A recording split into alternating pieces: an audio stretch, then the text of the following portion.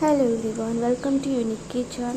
मी आज तुमच्यासोबत शेअर करत आहे शेवभाजीची रेसिपी. तर चला स्टार्ट करूया.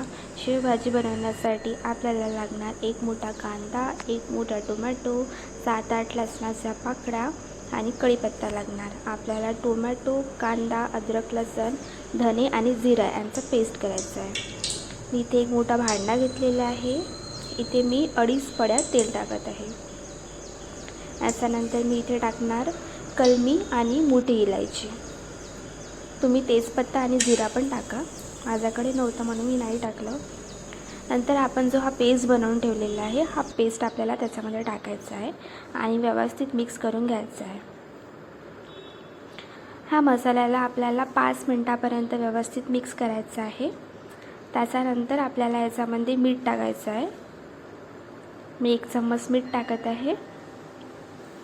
तुम्ही तुमच्या चवीनुसार तुम्ही टाकू शकता. हे दोघांच्या हिशोबाची भाजी आहे, त्यामुळे मी क्वांटिटी कमी घेत आहे.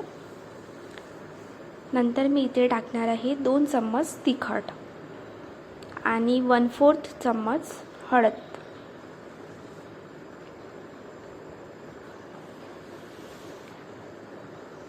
याला व्यवस्थित मिक्स करत राहायचं आहे आपल्याला, जेणेकरून हे खाली बुडायला लागलं नाही पाहिजे म्हणून.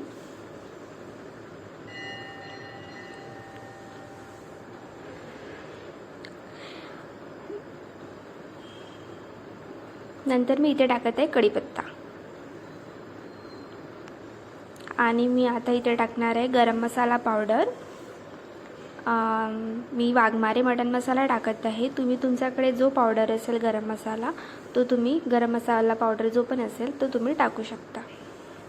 तर याला व्यवस्थित मिक्स करा आणि 10 मिनिटापर्यंत म्हणजे याला कमी स्पीडवरती व्यवस्थित शिजू द्या, म्हणजे त्याला तेल सुटलं पाहिजे. तेल सुटल्यानंतरच तुम्हाला त्याच्यामध्ये पाणी टाकायचं आहे. आता याला व्यवस्थित तेल सुटलेलं आहे. मी कमी स्पीडवरच त्याला मसाल्याला शिजू दिला तेल सुटेपर्यंत. आता याच्यामध्ये आपल्याला टाकायचं आहे पाणी. मी 2 ग्लास पाणी टाकणार आहे.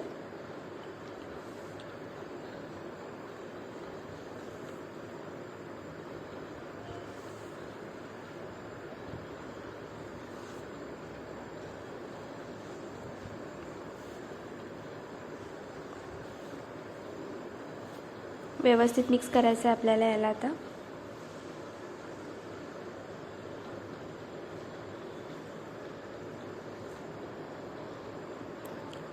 आता याला कमीत कमी 10 ते 15 मिनिटासाठी आपल्याला मीडियम स्पीडवरती आपल्याला शिजू द्यायचं आहे. याला 10-15 मिनिट झाले आहे. आपला ग्रेव्ही रेडी आहे. मी याच्यामध्ये कोथिंबीर टाकत आहे. मी ग्रेव्ही जास्त गाढी नाही बनवत, कारण ती थंडी झाल्यानंतर गाढी होत असते. आता आपल्याला याच्यामध्ये पूर्ण भाजीमध्ये शेव नाही टाकायचं आहे. आपल्याला जेवण करायच्या वेळेस प्लेटमध्ये शेव घ्यायचं आहे आणि त्याच्यानंतर त्याच्यामध्ये ग्रेव्ही टाकायचं आहे. कारण ग्रेव्ही गरम असते, त्यामुळे आपण शेव टाकले तर ते पूर्ण भिजून जाणार शेव, म्हणून आपल्याला जेवण करायच्या वेळेसच टाकायचं आहे.